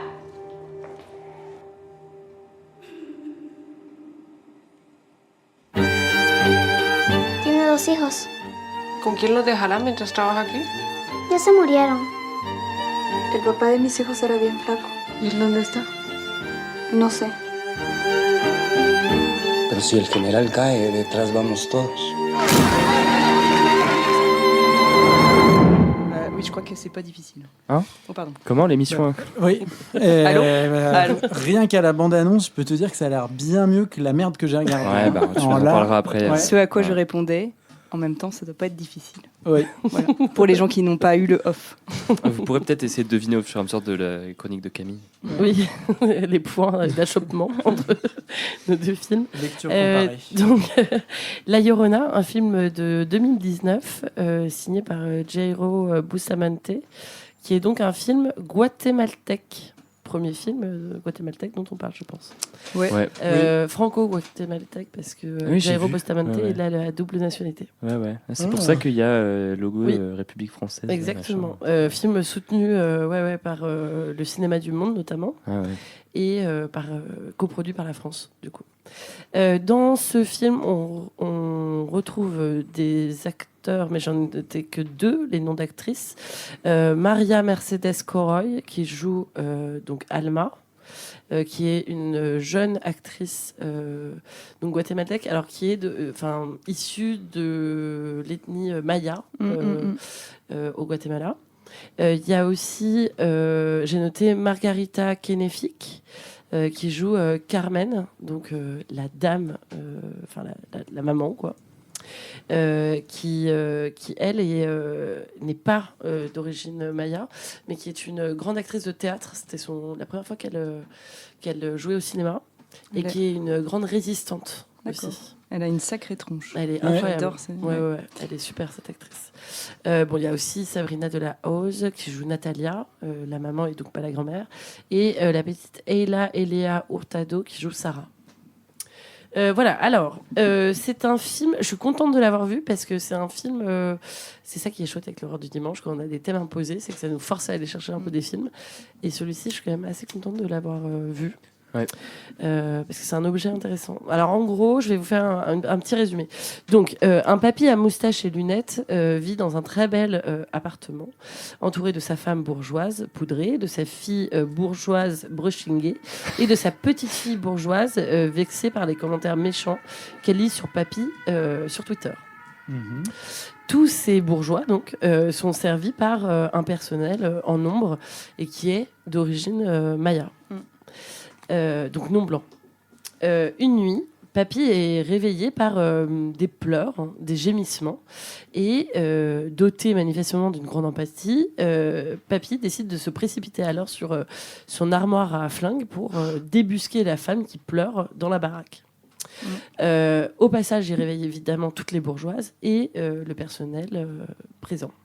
Le matin venu, les bourgeoises blanches s'émeuvent de la mésaventure de papy l'année dernière et mettent son attitude de zinzin sur le dos d'Alzheimer. Et sur aussi, un point important, le stress qui serait causé à papy par l'imminence de son procès. Ah oui, parce qu'en fait, on a oublié de préciser que papy est un salaud de la pire espèce, puisque c'est en fait un général qui a été en charge de l'extermination des populations mayas Ixil, qui est donc le nom des populations qui sont présentes au Guatemala. Un génocidaire, en somme. On sent monter alors le gros chagrin, parce que surtout, papy en fait, est déclaré coupable de tous ces crimes. Et la réaction de ces bourgeoises de filles et de femmes, c'est de s'enfermer dans le négationnisme le plus crasse. Ouais. Au milieu de ce bazar, il y a une nouvelle servante qui rentre dans la maison. Elle aussi, elle est indienne. Elle est belle comme une espèce de madone, et elle s'appelle Alma. Avec elle, en gros, ça sera la justice qui va s'opérer dans les larmes, beaucoup, parce que on entend beaucoup dans le film le slogan « pas de justice, pas de paix », et c'est vraiment un film qui décide de s'ancrer complètement là-dedans. Voilà, j'en dis pas plus pour pas trop spoiler. Alors, film intéressant parce que La Llorona donc, reprend le thème de La Llorona, qui est en fait le thème de la pleureuse, qui est une figure... Oui, t'es superbement dans le thème, quand même.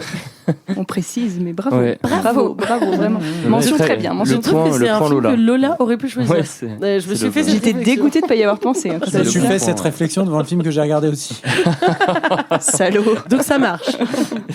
Donc, La Llorona, en gros... d'après Wikipédia, c'est un fantôme en gros qu'on retrouve beaucoup dans l'Amérique hispanique, et c'est à la base une femme qui aurait tué ses enfants et qui les chercherait près d'un lac ou d'une rivière. Un rapport à l'eau, quoi. En gros, on date un peu cette mythologie de l'ère aborigène, puisqu'on dans cette ère-là, on retrouve des traces d'esprits qui pleuraient sur les rives d'un fleuve. En gros, il y a un lien très fort dans la figure de La Llorona entre l'au-delà, la faim, F-A-I-M, la mort et la luxure. Et en fait, Jairo Bustamante, qui est assez jeune, il a décidé de s'emparer de ce mythe-là et complètement de le renouveler, de lui enlever quand même tout son côté très sexiste et très misogyne, pour en fait en faire un fantôme vengeresse, quoi. de la justice. Donc moi, ça m'a donné très envie de découvrir le reste de son travail, parce que La Llorona, c'est donc le 3e film d'un triptyque qu'il a réalisé autour des identités qui seraient rejetées, donc qui sont rejetées au Guatemala selon lui. Il y a d'abord un premier film qui s'appelle Ixcanu, qui traitait de la question de l'identité autochtone. Un second film qui s'appelle Tremblement, qui là parle de l'homosexualité. Et enfin, il a réalisé donc La Llorona en 2019. Ce tournage, il a été très compliqué. Il a reçu beaucoup de menaces en fait avant de pouvoir réaliser le film, ce qui explique le soutien très important qu'il a reçu de l'ambassade de France au Guatemala, notamment au niveau du tournage, parce que les lieux de tournage, en fait, c'est un huis clos au sein de l'appartement, de la maison bourgeoise dans laquelle ils sont, dans laquelle la famille est recluse. Et en fait, c'est l'ambassade de France au Guatemala. Pour beaucoup d'intérieur, et c'est aussi la résidence de l'ambassadeur. D'accord. Mais c'est ironique que la France ait bien voulu reconnaître un génocide. Oui, et ce ne sera pas la première ironie. Hein, parce que, en gros, Jairo Bustamante dit que La Llorona, pour lui, c'était intéressant de pouvoir... Enfin, c'était une figure intéressante pour pouvoir traiter d'une psychose familiale, dit que, je le cite donc, « Je pense que le réveil du pays doit venir des classes oppressées, les femmes, les Indiens, les homosexuels. » Donc il a choisi la forme du film d'horreur pour mieux toucher le public local, notamment parce qu'au Guatemala, le cinéma d'horreur fonctionne très bien. Enfin, les gens sont très friands de films d'horreur. Et donc pour lui, c'était l'occasion de parler d'un sujet qui touche le Guatemala et qui est encore très sensible là-bas, sous les attraits d'un film de divertissement, en gros. Ok. Parce que effectivement, tout son film parle d'un sujet qui existe bel et bien dans l'histoire du Guatemala. En gros, c'est un génocide maya qui a eu lieu entre 82 et 83, qui a été perpétré par un homme qui s'appelle Efraín Ríos Montt, qui a donc été un dictateur pendant 1 an seulement, et qui, durant son année de règne, a tué à peu près... en gros, les victimes sont entre 150 000 et 200 000 morts. En 1985, donc en 83, il est renversé par un nouveau pouvoir, quoi. Et en 85, cet homme est donc décoré par le Pentagone. On remarquera aussi qu'il y a un soutien clair du Mossad, donc israélien, qui a poussé, qui en tout cas a armé et donné des techniques à cet homme pour pouvoir perpétrer ces massacres-là durant cette année 82-83. Okay. Donc en 2013, parce que je ne fais pas toute la biographie de ce mec, mais en 2013, il a été mené devant les tribunaux, enfin, et il a eu un procès et il a été condamné à 80 ans de prison pour génocide et crime contre l'humanité. Mais en fait, ce jugement, il est mort, ce bâtard. Mais surtout, ce jugement a été cassé tout de suite par la Cour constitutionnelle pour vice de procédure. D'accord. Et en plus, il n'a fait qu'une nuit en prison parce qu'il était malade, exactement comme dans le film. D'accord. Donc voilà, je trouve que c'est l'occasion de découvrir tout ça. Et Sarko, il a fait 15 fois plus, je tiens à dire. Oui. Et puis c'est pas Quel quand même courage. les mêmes accusations. Mais c'est intéressant quand même de voir ce film. Enfin. Évidemment, tout ce storytelling fait que le film est intéressant en soi, mais je trouve que le film est un bel objet aussi. C'est un film qui est très beau par sa facture et qui est, en termes de rythme, très agréable à regarder. Les actrices sont vraiment assez magnifiques et délivrent un message très clair, quoi. Très clair, ouais. Voilà. Ouais. Ça a l'air bien. Hein. Qu'est-ce que vous en avez pensé, vous ? Moi, j'ai trouvé ça super. Sur la forme, peut-être un poil moins. Oui. Mais le contexte historique et politique au Guatemala du film est incroyablement bien traité. Et le point de vue adopté, il est super aussi. Parce que je pense que ça se comprend évidemment dans ton résumé, mais on se place vraiment du côté du génocidaire, là. Dans son quotidien, dans sa famille. Et on suit comment tout le monde deal avec le fait que grand-papy a fait tuer, voire tuer lui-même des centaines de milliers de personnes, quoi.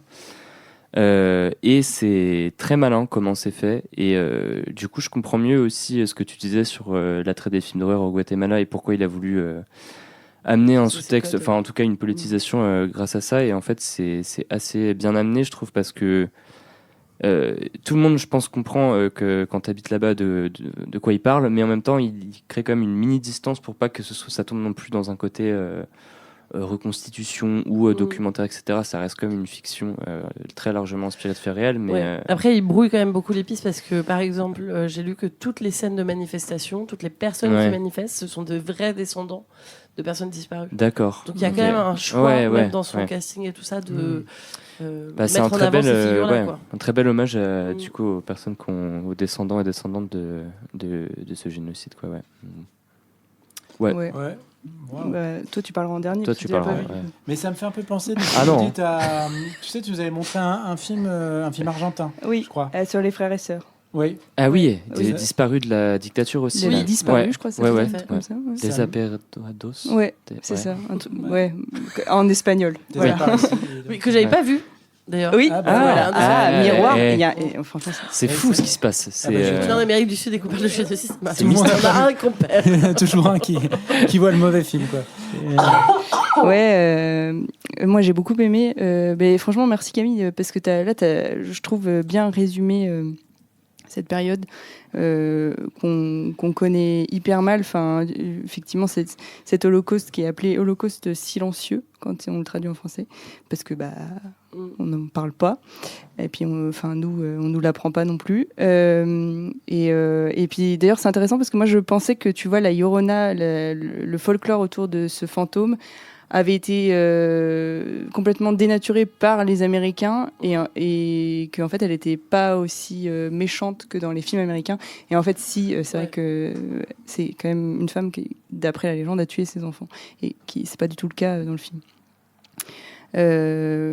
Je trouve qu'effectivement, sur la forme, il y a peut-être à mon goût, voilà, vous me connaissez maintenant depuis 3 saisons, mais un manque de trucs horrifiques. Mais après, c'est un parti pris du film, et puis ça raconte quelque chose qui est tellement horrible que finalement, c'est pas si grave. Et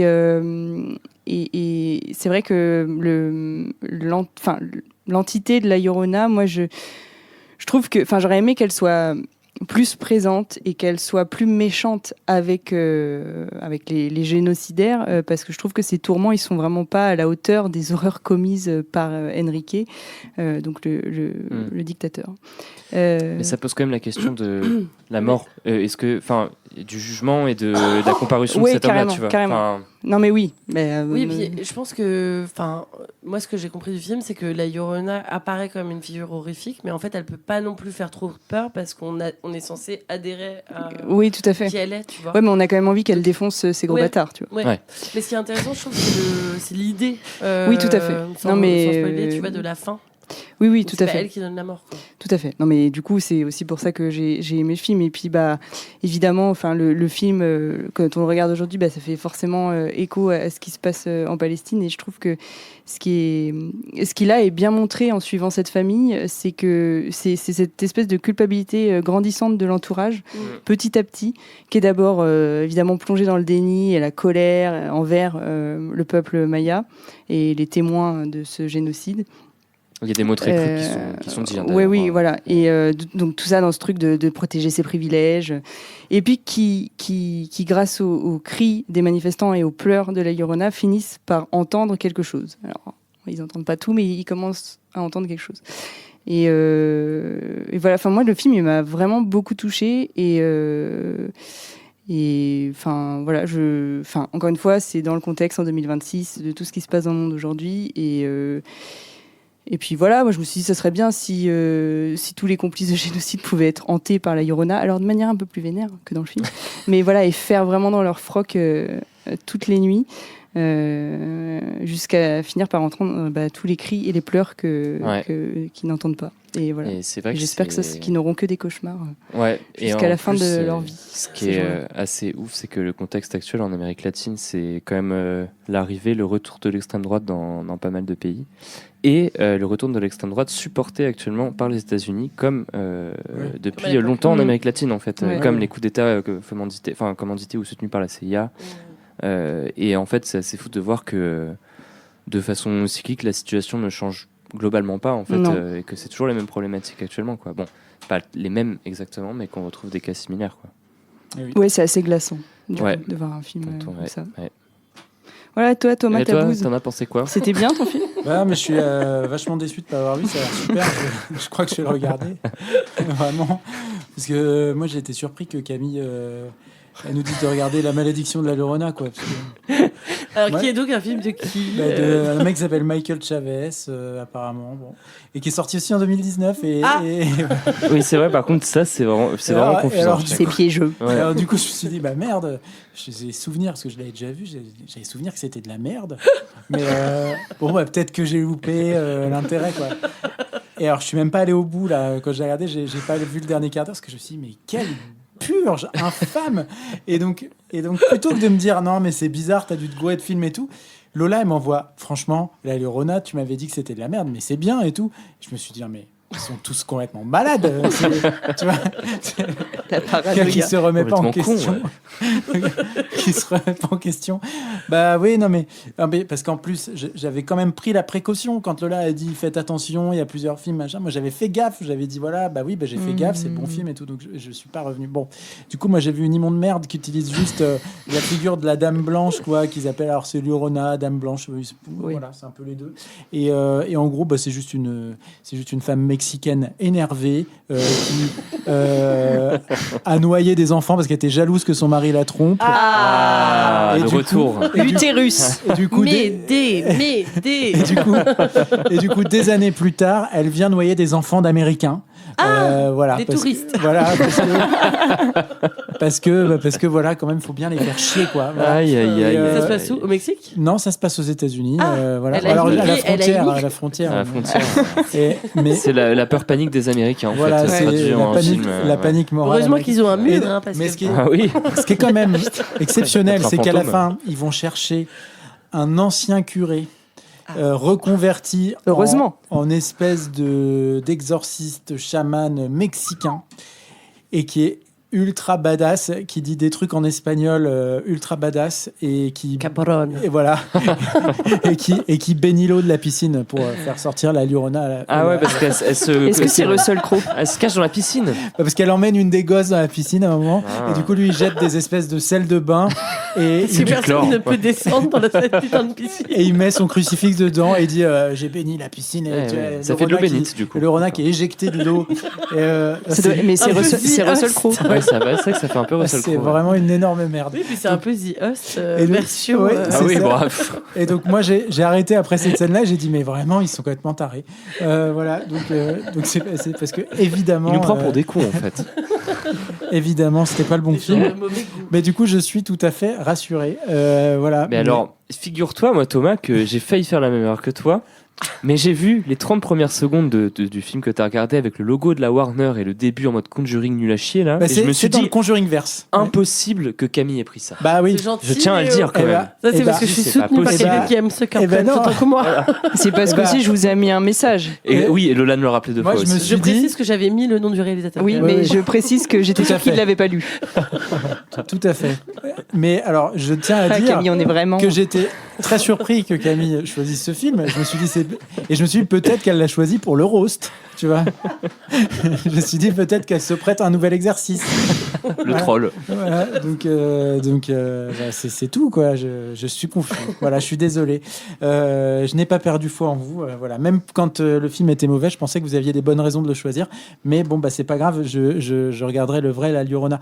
Et ce d'autant que, en fait, là, pendant que tu parlais du film, je regardais en même temps pour mettre des images dessus. Je regardais la bande-annonce et des trailers et tout. Et en fait, j'avais vu la bande-annonce de ce film à l'époque où il est passé au cinéma. Et je me rappelais notamment très bien de l'image où on voit l'actrice principale qui est le dos nu, assise sur le bord d'une baignoire et qui se tourne. Très belle scène. Très beau plan. Et je me rappelais beaucoup de ça. Et j'avais hyper envie de voir le film, justement, après avoir vu la bande-annonce. Donc, il y a des scènes qui sont... Moi, j'adore... Il y avait des images, il y avait déjà des images qui m'avaient marqué. Donc, il y a des trucs qui sont... je vais le regarder. Moi, j'adore la scène de procès du début. Je la trouve c'est vraiment super. Elle est très très beau. Incroyable cette scène. Avec les voiles. C'est magnifique. Ouais, non, c'est très très beau. Ouais. Non, franchement, c'était bien. Moi, ça m'a donné envie de voir ces autres films. Je suis curieux aussi de voir ce qu'il a fait. Alors, après. Tremblement, Tremblement, c'est sorti il n'y a pas très longtemps non plus, ce truc-là, parce que je me rappelle, c'est une espèce de ça doit être avant truc avec 2019. des histoires de camps comment dire de... Tu parles du bon film parce que... Non, attends, je vais me mettre dessus. Un film de Zack Snyder. Voilà, j'allais dire camp de redressement, mais c'est thérapie de conversion. Voilà, c'est ça que je voulais dire. Ouais. Donc ça parle de ça. Attends, ouais. Ok. Ouais, ça t'a quand même à des sacrés sujets. Ouais, ça, je me rappelle aussi de la bande-annonce. Non, mais ce mec, il a fait plein de trucs en fait. Ouais, Et j'ai rien vu de lui. J'ai même pas saisi l'occasion de voir La Llorona. Des sacrés sujets et des tabous un peu en plus quand même. Donc c'est bravo. C'était une bonne sélection quand même. Hein. Ouais, bravo. Hein. Oui. Très bonne sélection. On a pris des bons films. Sauf là. Thomas qui s'est foiré.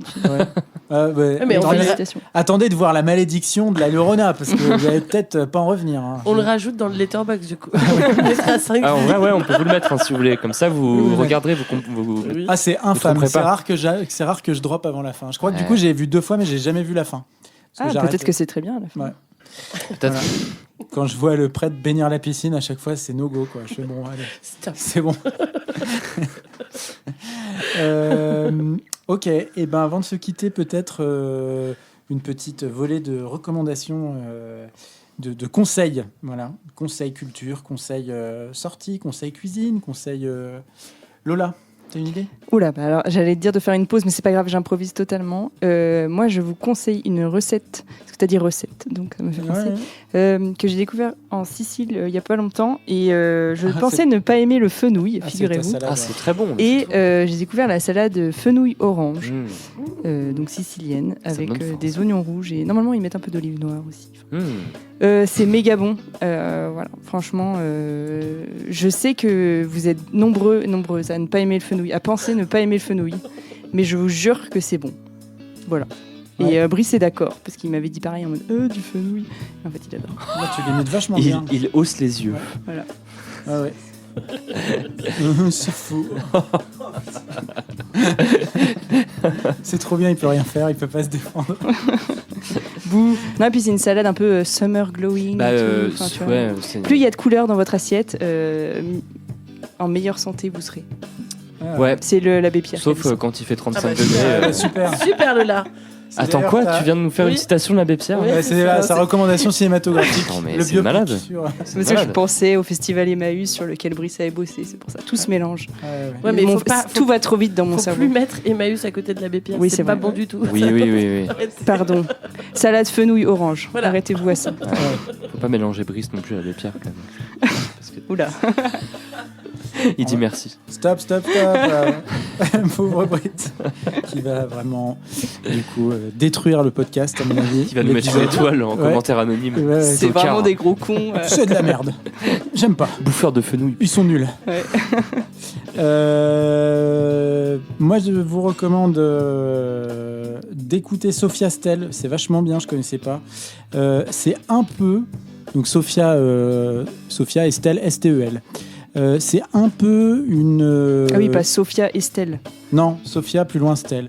Et notamment l'album How to Win at Solitaire, qui est sorti cette année. C'est vachement bien. Ça ressemble un peu à... comment elle s'appelle, la Lana Del Rey de gauche American Teenager, là. Preacher's Daughter et tout, là. Non, mais je vais vous le dire tout de suite. Ethel Cain, ça ressemble un peu à Ethel Cain. Voilà. Ah bah j'aurais pas trouvé. C'est Ethel Cain qui est la Lana Del Rey de gauche. Licorice Pizza. Voilà. Licorice Pizza. Ouais. Elle joue dedans. Ah, c'est elle. C'est elle ou c'est sa sœur, mais c'est une des deux. Peut-être. Okay. C'est sur Cain. Bah je sais pas, Ethel Cain, je sais que c'est... C'est Frites McCain. Bon, fact-checkons tout ça. Parce que ça n'a plus aucun sens. Moi j'ai pas vu Licorice Pizza, mais je crois que c'est la meuf de Haïm dans Licorice Pizza. Ah oui, ça n'a rien à voir. Ouais, donc c'est pas... Ethel Cain, c'est une espèce de god, quoi. Non, c'est pas du tout ça. Donc je vous recommande Sophia Stell, on est parti loin.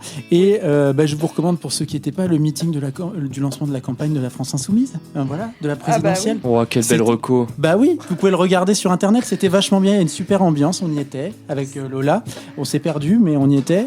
Avec grillé. Moi je voulais bosser à Libé. Il y avait du monde, hein. Moi j'étais aussi et c'est vrai que c'était compact. Avec Brice. Fallait faire des coudes. Hein. Voilà. Et puis c'était bien, on a passé un bon moment. Ouais, c'était en mode fête de l'UMA, c'était bien. Voilà. C'est vrai que ça faisait un peu fête de l'humain. Bah oui, hein, ça, c'est normal. Tu mets 3 saucisses et 4 gauchistes, ça fait une fête de l'humain. Automatiquement. 26 000 gauchistes. Ouais, 26 000 gauchistes, hein, quand même. On le rappelle. Voilà.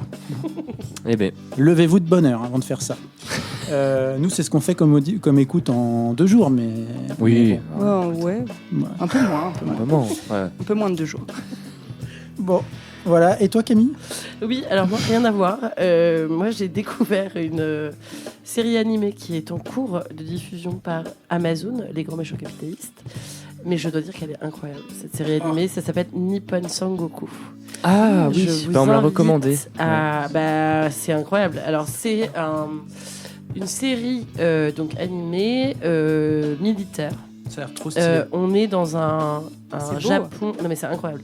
On est dans un Japon post-apocalyptique. Il y a eu des grosses crises. Enfin bref, le Japon est revenu à l'ère Meiji, donc un Japon féodal. Le Japon est divisé en 3 royaumes et on va suivre un jeune homme cartographe qui a pour destin d'unifier le Japon.